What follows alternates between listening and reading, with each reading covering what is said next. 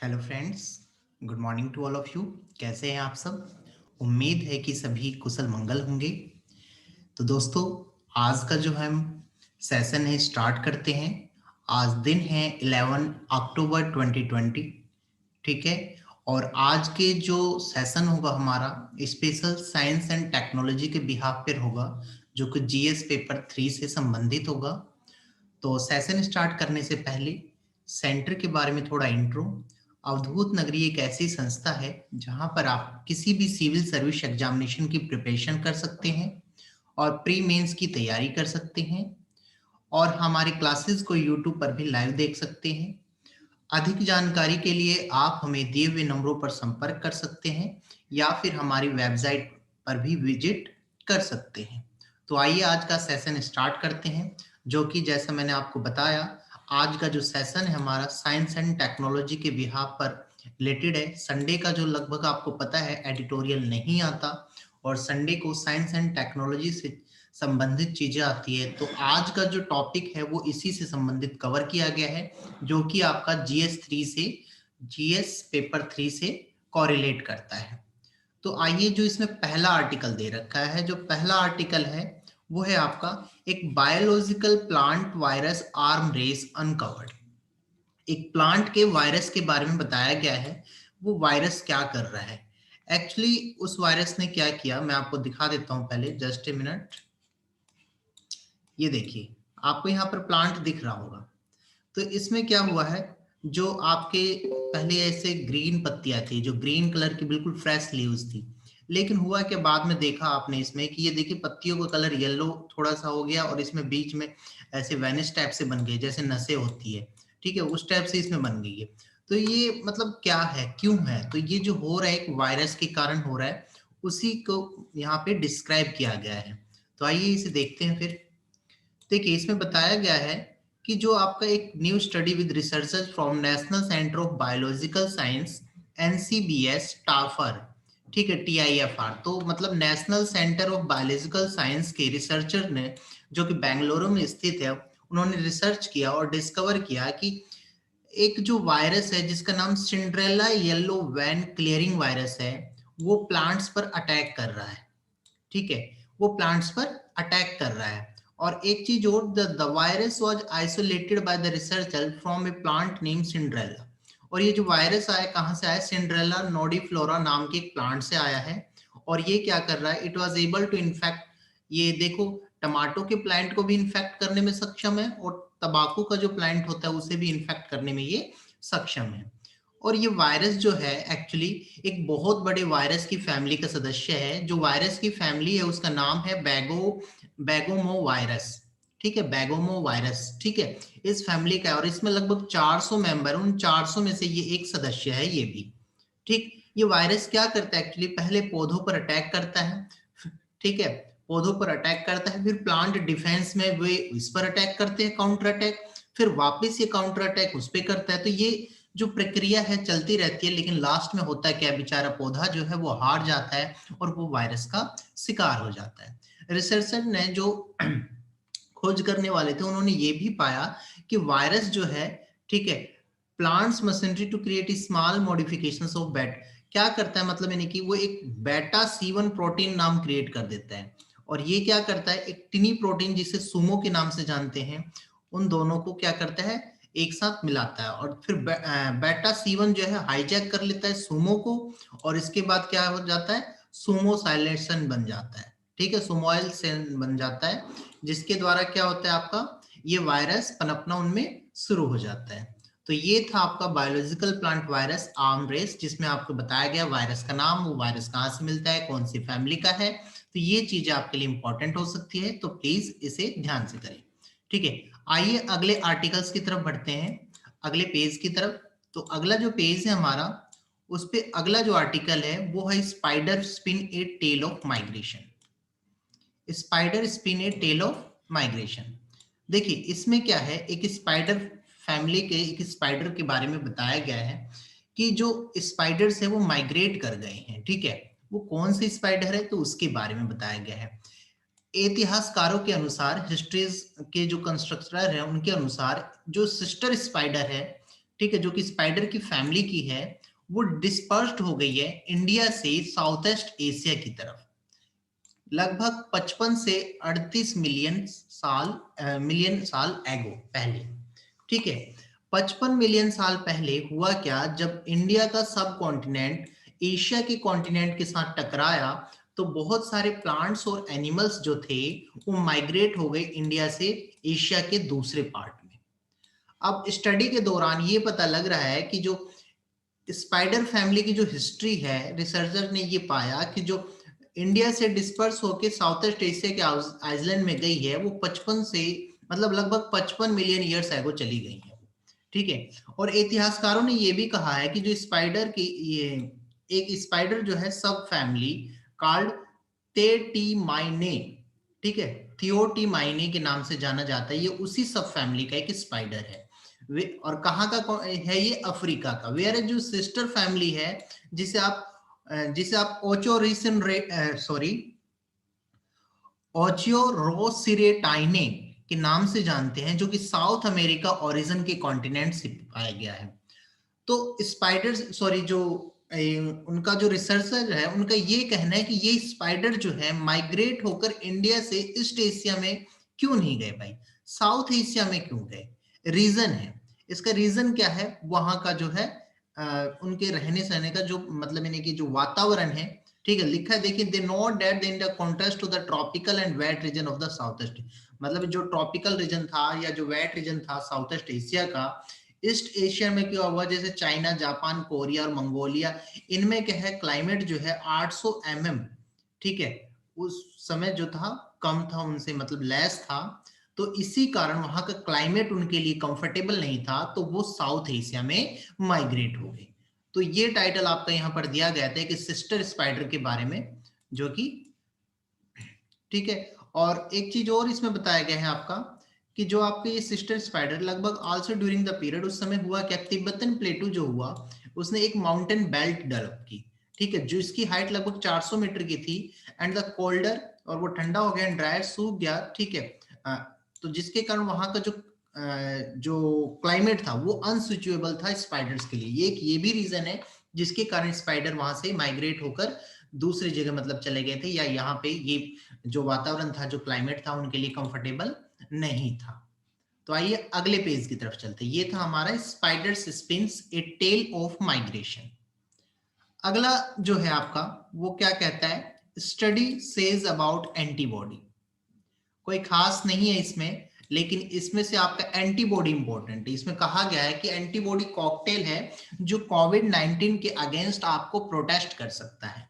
ठीक है, बस इस आर्टिकल में इतना ही बताया गया जो चीज है। इसमें से आपके लिए जानना जरूरी है कि एंटीबॉडी है क्या एक्चुअली। तो एंटीबॉडी क्या है, देखिए वो देखते हैं हम।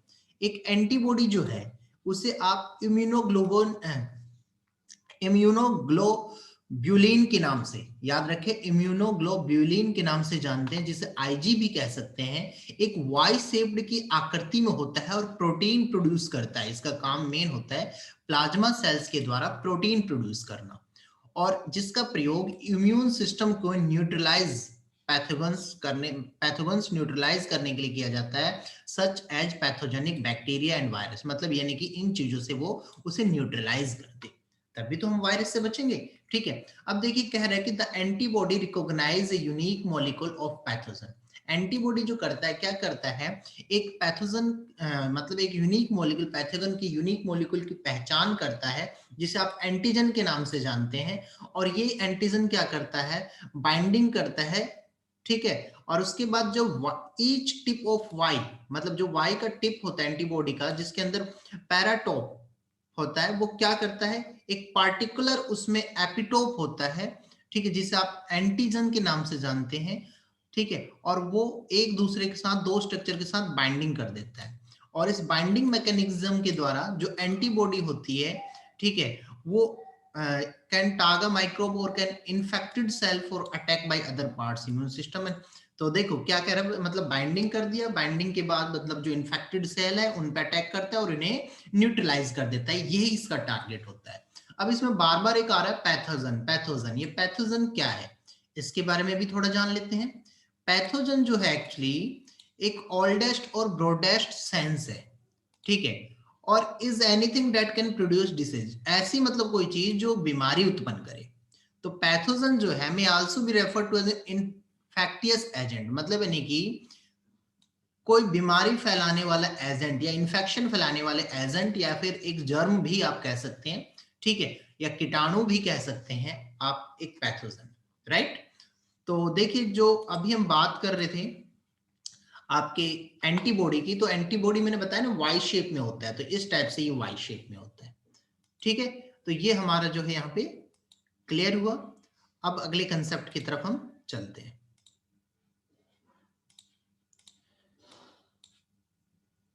अगला जो है छोटे छोटे कुछ आर्टिकल्स आए हैं, ठीक है, उनके बारे में भी देख लेते हैं। एक लॉन्ग टर्म मेमोरी के बारे में आया है एक आर्टिकल। वो आर्टिकल क्या कह रहा है, उस आर्टिकल में बताया गया है कि एक रिसर्चर ने, मतलब जो साइंटिस्ट थे, उन्होंने खोज किया है, और क्या खोज किया है कि जो एक नए न्यूरॉन की खोज, जिसका मतलब नया न्यूरॉन है जो एक्साइटेटरी और इनहेबिटेटरी, ठीक है, ये क्या कर रहे हैं, मतलब शॉर्ट टर्म मेमोरी को लॉन्ग टर्म मेमोरी में कन्वर्ट कर रहे हैं। और ये अध्ययन उन्होंने एक चूहे पर किया, ठीक है, और चूहे पर अध्ययन करके उन्होंने बताया कि होता क्या है, जो आपकी इनहेबिटेटरी न्यूरॉन है, ठीक है, और जो आपके एक्साइटेटरी न्यूरॉन है, ये दोनों क्या कर रहे हैं, मिलके शॉर्ट टर्म मेमोरी को लॉन्ग टर्म मेमोरी में बदल सकते हैं। ओके, ठीक है।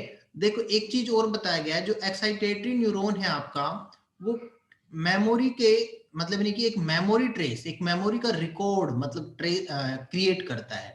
और इनहिबिटरी न्यूरॉन क्या करता है, जो बैकग्राउंड की नॉइस होता है ना, उसे खत्म कर देता है। मतलब कई बार आपने देखा होगा, हम किसी चीज को याद करते हैं तो वहां पे मेन चीज याद आती है कि हमारे दोस्त ने ये कहा, लेकिन वहां पे आवाज, गाड़ियों की आवाज थी या क्या थी, कैसे गूंज रही थी, वो नहीं है, मेन चीज याद आता है।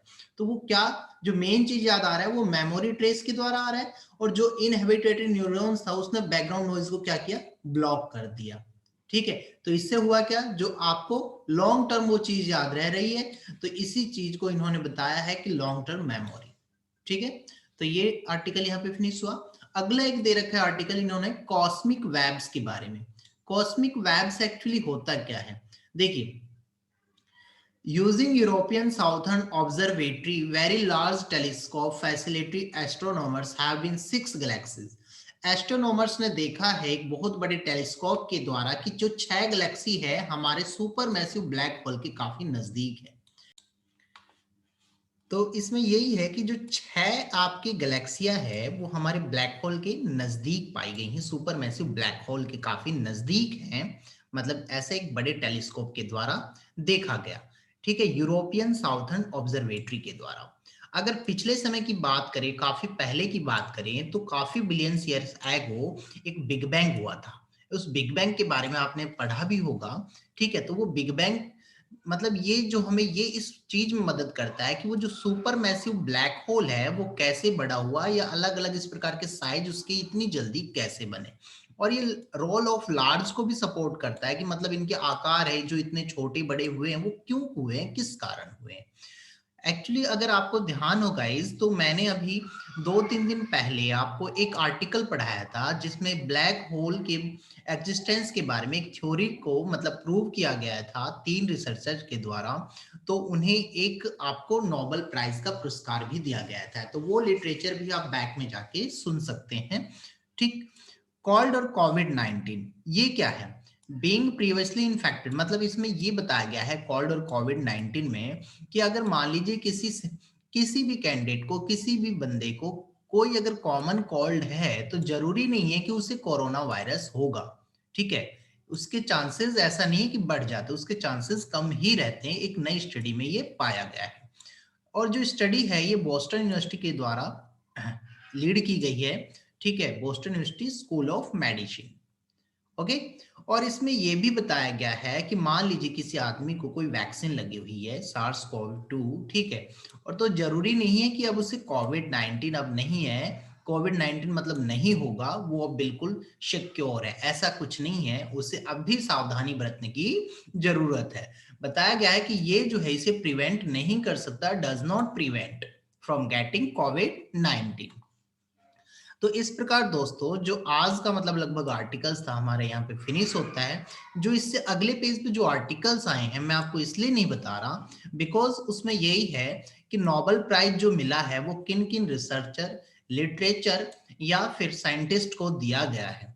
ठीक है, किस फील्ड में दिया गया है उसके बारे में, जो कि 3 दिन से लगभग लगातार आपके नोबेल प्राइज डिस्ट्रीब्यूशन के बारे में मैं आपको जो द हिंदू एनालिसिस है इनकी वीडियो में बताता आया हूं। तो आप वो वीडियोस भी देख सकते हैं। तो इस प्रकार जो आज का टॉपिक है हमारा फिनिश होता है। सेशन को एंड करने से पहले मैं आप सभी को एक चीज और बताना चाहता हूं। अगले वीक से मतलब जो वीक आपका कल से स्टार्ट हो रहा है, इस वीक से आपका एक करंट अफेयर के रिगार्डिंग एक टेस्ट सीरीज शुरू होने वाली है कि आपने 7 दिन में क्या पढ़ा, 7 दिन में आपने कितना कवर किया है। उन 7 दिनों का लगभग एक वीक में एक बार एक टेस्ट होगा। उस टेस्ट से आप अपने आप को ऑब्जर्व कर पाएंगे कि आप किस लेवल पर हैं, आपकी मतलब यानी कि स्टेज कहां पर है, जो कि आपके प्रिपरेशन के लिए काफी बेस्ट साबित होगा। तो दोस्तों वीडियो को सुने और प्रिपरेशन पर ध्यान दें ताकि आप टेस्ट सीरीज को क्लियर कर पाए और अपनी तैयारी को मजबूत बना पाए और 21 के सिलेक्शंस को जल्द ही अपने सपनों को पूरा कर सके। तो दोस्तों अगर वीडियो आप सभी को पसंद आई हो तो वीडियो को कृपया करके लाइक करें, कमेंट भी करें और अपने दोस्तों के साथ शेयर करें। और शेयर करने के साथ ही इसे सब्सक्राइब जरूर कर लें अगर किसी ने सब्सक्राइब नहीं किया है, और बेल आइकन पर भी क्लिक कर दे ताकि आपको कोई अगर नई वीडियो अपलोड होती है तो आपको उसकी नोटिफिकेशन जो है जल्द ही मिल जाए और आप पीछे ना रहें। तो आज का सेशन हम यहीं पे एंड करते हैं। Thanks for watching and have a nice day.